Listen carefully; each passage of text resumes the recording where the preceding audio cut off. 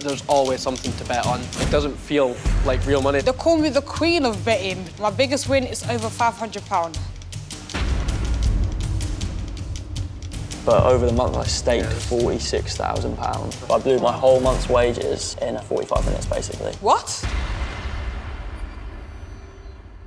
I started off at betting shops, then I started downloading these betting apps. Nowadays, I tend to do a lot of my bets online. It's just simple. It's just like texting someone, just quickly get out your phone. My first ever bet was £10 and I won £75. When you're betting online, it doesn't feel like real money because you're not handing the cash over. The day that I actually won over £500, I came out with £5 in my pocket. When you win big, you think, oh, that was actually quite easy. I'll be able to do that again. I try not to have the gambling apps on my phone because the temptation is too much. In one day, I probably have lost 3 figures. My friends had to actually give me money for food and travel because I had £5 to last me for a month. There's definitely been times where I've had doubts about my own control because it is just a slippery slope straight away.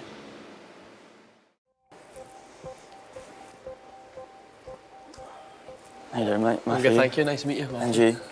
Hi, my name's Matthew and I'm a gambling addict. So, yeah, I'm just going to tell you a little bit about my story. It first really started when I was about 12 years old. I asked my mum and she set me up and I'd use my pocket money and stuff like that, just £5 a week.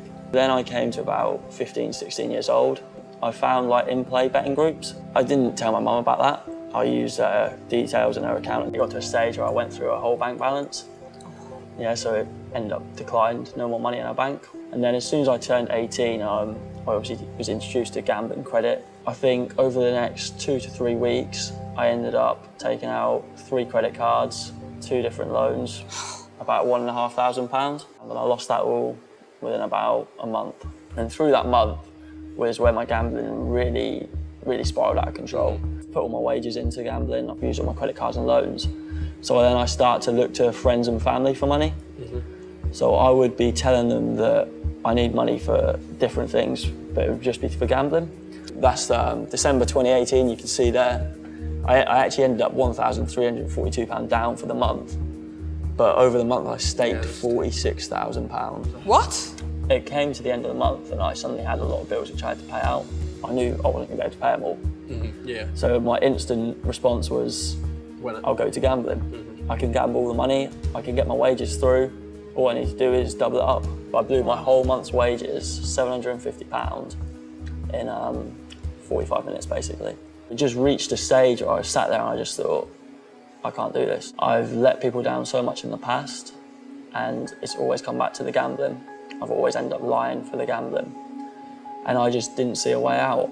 Luckily for me, I then went on Twitter and I just like started to look into other people's stories, like people that had been through it all, people that had been close to where I was. And I spoke to a few people on there and they just made me see a completely different side to the gambling.